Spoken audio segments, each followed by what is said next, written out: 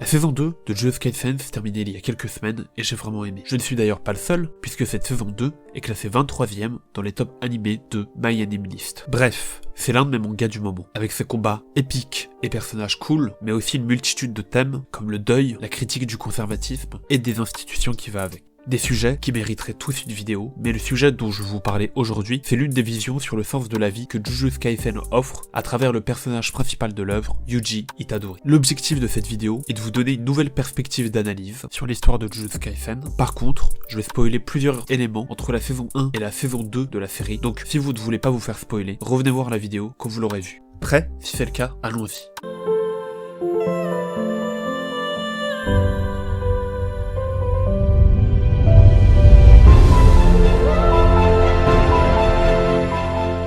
Déjà, qu'est-ce que c'est Jujutsu Kaisen? Eh bien, c'est un manga écrit par Gege Akutami depuis 2018 et qui a été adapté en un animé de 2 saisons. Le manga se passe dans un univers où une source d'énergie qui naît des sentiments négatifs des humains, s'appelant l'énergie occulte, existe. Elle est la source des pouvoirs des exorcistes, mais aussi l'origine des fléaux que les exorcistes combattent pour préserver l'équilibre du monde. On y suit donc Yuji Itadori, un lycéen qui découvre un jour un objet maudit, l'un des doigts de Sukuna, dans son école. Après plusieurs événements, Yuji va être poussé à manger un des doigts de Sukuna en sa possession pour protéger ses amis. À cause de ça, il sera possédé par Sukuna et Yuji sera condamné à mort par l'organisation des exorcistes. Une sentence qui ne pourra être repoussée qu'à une seule condition: trouver et ingérer tous les doigts de Sukuna afin d'éliminer la menace que représente Sukuna une fois pour toutes. Comme vous le voyez, Jujutsu Kaisen est un manga classique avec un univers classique de shonen. À une exception près, Yuji n'est pas maître de son destin. Il est obligé d'obéir aux ordres, et si il désobéit, il meurt. C'est un condamné à mort, et ça aura son importance dans cette analyse. On y reviendra plus tard. En tout cas, au début de l'histoire, Yuji est plutôt à l'aise avec son nouveau destin. Il est d'accord pour devenir un exorciste et veut aider des gens.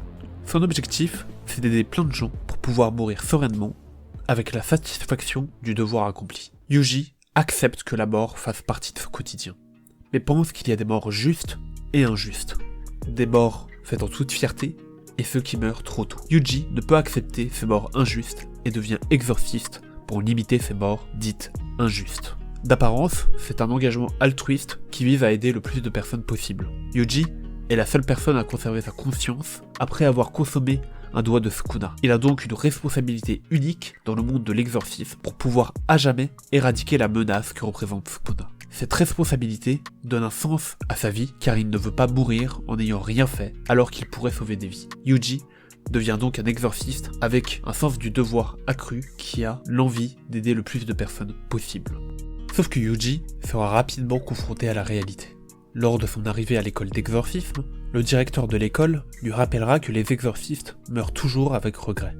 Puis chaque mission lui apprendra un peu plus. Sa première révélation sera lors de la mission dans une prison où il va devoir sauver des prisonniers. Cependant, lui et ses partenaires vont lamentablement échouer. Il comprendra à ce moment-là qu'il peut mourir à tout moment, qu'il n'est pas assez fort pour avoir le contrôle sur son destin et avoir une mort sereine comme il le souhaite. Un fait qu'il accepte en se donnant la mort pour sauver son ami Megumi. Le deuxième tournant se produit lors de l'arc où il rencontre Junpei et le fléau Mahito. Lors de cet arc, il assistera pour la première fois au meurtre de l'un de ses proches, avec la mort de Junpei qui se fera tuer par Mahito. De plus, il fera face à la nécessité de tuer des humains altérés pour sauver Nanami, son mentor. À ce moment-là, il remet en question son principe de mort digne et indigne. Cet arc, avec Junpei, sera le moment où il va commencer à remettre sa mission en question, mais c'est lors de l'arc de Shibuya, lors de son combat final contre Mahito, qu'il trouvera ses réponses. Pendant cet arc, Sukuna, qui va momentanément reprendre le contrôle du corps de Yuji, va détruire le quartier de Shibuya et tous les civils qui y vivent.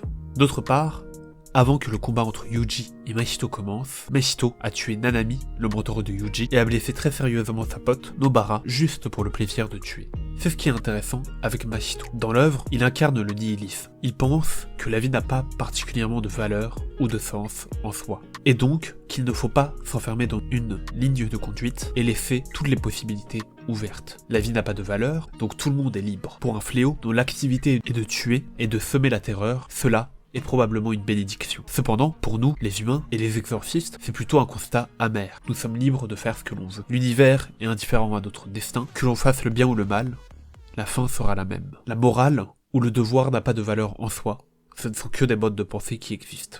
Pendant ce combat contre Machito, Yuji se rendra donc compte de la nature absurde de sa mission. Yuji et Machito sont les mêmes. Machito tue des humains parce qu'il considère que les êtres humains sont des êtres faibles. Leur souffrance est donc naturelle. De plus, le fait que les fléaux soient des créatures qui naissent des sentiments négatifs des êtres humains légitime la souffrance que Machito inflige aux humains. Yuji, lui, tue tout autant de fléaux pour permettre de sauver le plus de vies humaines possible. Le combat entre ces deux personnages ne relève pas vraiment de la morale, mais c'est plutôt une question de conséquence. Machito tue des humains parce que c'est un fléau, et Yuji tue des fléaux parce que lui est un humain et que les humains sont victimes des fléaux. Lors du combat avec Machito, Yuji comprend qu'il n'a plus besoin de sens ou de raison. Il va continuer à tuer des fléaux, encore et toujours, jusqu'à la fin, car c'est sa place dans ce combat entre les fléaux et les humains. Il ne se voit que comme un petit engrenage de quelque chose de plus grand. Il accepte sa place dans l'univers.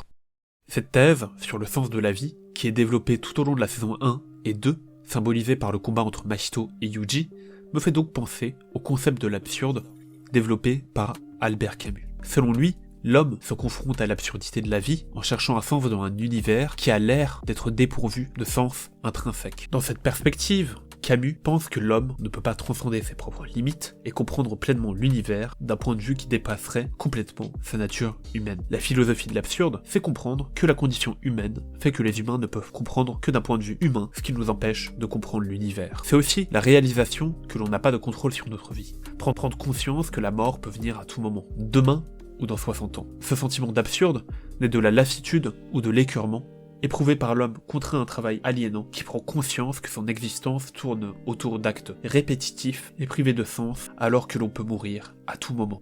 Tout le monde connaît ce sentiment d'absurde. Yuji le voit parce que beaucoup de gens meurent sans raison autour de lui, dans ce quotidien, mais nous aussi, on le vit lorsque l'on vit le mettre au boulot dodo, puisque dans cette configuration, notre quotidien se résume à des actions mécaniques, sans but ultime, à part de vivre un jour de plus.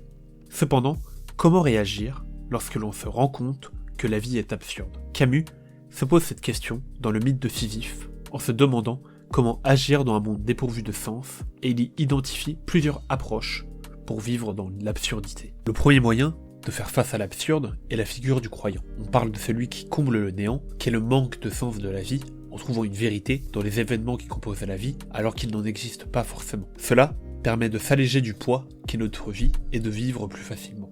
La figure du croyant répond donc à l'absurde de deux manières. La première manière d'éviter l'absurde dans la figure du croyant, c'est d'ignorer le côté déraisonnable de la vie en se donnant des objectifs lointains, comme la retraite, une vie après la mort, ou même un potentiel progrès technologique qui nous rendrait immortels. C'est un peu ce que croit Yuji dans le début du manga en croyant qu'il allait pouvoir choisir sa mort en mourant après avoir ingurgité tous les doigts de Sukuna et éradiquer la menace qu'il représente. La deuxième solution, c'est d'abandonner le raisonnement et confier toutes les contradictions à une figure divine. Ça, c'était pour la figure du croyant, mais une autre option pour répondre à l'absurde est celui du suicide. Quitter la vie elle-même lorsque l'on s'en rend compte que tout cela n'a pas de sens. Cependant, pour Camus, le suicide n'est pas une réponse raisonnable, parce que le suicide, ce n'est pas résoudre l'absurde, c'est le contourner, refuser d'y faire face. Et arrêter de vivre, parce qu'on ne peut plus le supporter, c'est créer un nouveau paradoxe. Ce que recommande Camus, c'est se rebeller contre l'absurde, vivre en tant que condamné à mort qui essaye de vivre un jour de plus,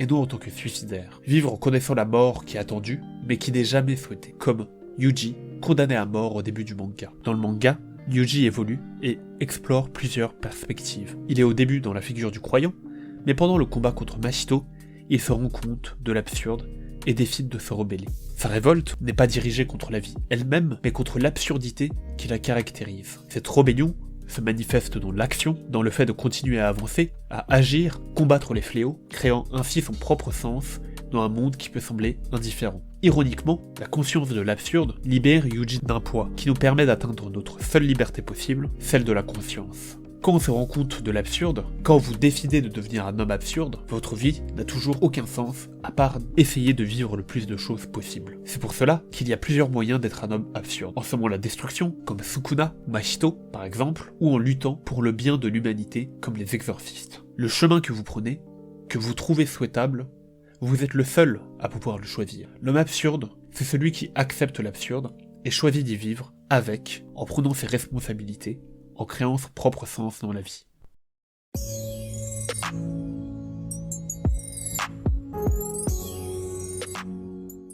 Avant de passer à une conclusion plus personnelle, j'espère que vous avez apprécié la vidéo, et si c'est le cas, je vous recommande de mettre un like, commentaire, ou même de vous abonner, ça fait toujours plaisir. J'avais vu la saison 1 de Jujutsu Kaisen, et je l'avais trouvé sympa, mais plutôt classique. C'est lorsque j'ai vu le dénouement du combat entre Yuji et Mahito que j'ai vu que le manga proposait plus que des combats sympathiques, mais aussi un questionnement sur le sens de la vie. Surtout que dans la suite du manga, il revisite cette question via d'autres manières. C'est cette réflexion sur le combat sans fin entre les exorcistes et les fléaux qui a renforcé ma conviction de partager ces idées dans cette vidéo, en me concentrant principalement sur le point de vue de Yuji. Pourtant, Yuji n'est pas le seul à percevoir l'absurdité de l'univers dans l'œuvre. L'œuvre nous a par exemple aussi pas mal montré le sentiment d'absurde vécu par l'un des mentors de Yuji, Nanami Kento. Avant d'être l'exorciste sérieux et calme qu'il était dans l'œuvre, Nanami a fui l'école d'exorcisme par peur de mourir et il est devenu un trader pour travailler jusqu'à 40 ans et partir vivre dans un pays pauvre pour pouvoir y vivre une vie d'oisiveté jusqu'à la fin de ses jours. Dans ce quotidien de métro, boulot, dodo, il se rendra compte de l'absurde. Sa boulangère, qui fait de bons sandwichs, gagnait un beaucoup moins bon salaire que Nanami, alors qu'elle a un métier beaucoup plus utile pour la société. À ce moment-là, Nanami se rend compte de l'absurde et du manque de sens de sa vie, et arrête sa vie de trader et décide de devenir un exorciste pour s'engager dans une cause qui lui semble juste. D'ailleurs, via la figure de Nanami, l'œuvre montre aussi un des moyens de combattre l'absurde. Ce moyen, c'est la notion d'héritage. Juste avant de se faire tuer par Mahito, Nanami confie à Yuji sa volonté et compte sur lui pour poursuivre le combat. C'est un acte d'héritage symbolique où Nanami transmet non seulement sa responsabilité, mais aussi sa vision. Ainsi, Jujutsu Kaisen montre que l'héritage peut être une arme puissante dans la lutte contre l'absurde. Il offre une manière de transcender la mort physique en laissant derrière soi une partie de soi-même qui persiste à travers les générations. Se révolter contre l'absurde, c'est un combat difficile à mener et la suite de Jujutsu Kaisen va nous le montrer. Par contre, il nous montre aussi, via la figure de Yuji Itadori, que les hommes peuvent se révolter contre la mort, contre l'injustice, en tentant de se retrouver dans la seule valeur qui puisse nous sauver du désespoir, la solidarité. En résumé, Jujutsu Kaisen va au-delà d'être un très bon divertissement, et suscite également la réflexion sur la complexité de la vie et la manière dont on choisit de la vivre. Voilà, la vidéo est terminée. Encore une fois, merci de m'avoir accompagné dans cette vidéo, et si vous avez envie de mettre en avant vos propres réflexions, l'espace commentaire est fait pour ça. C'était OLREC, à la prochaine.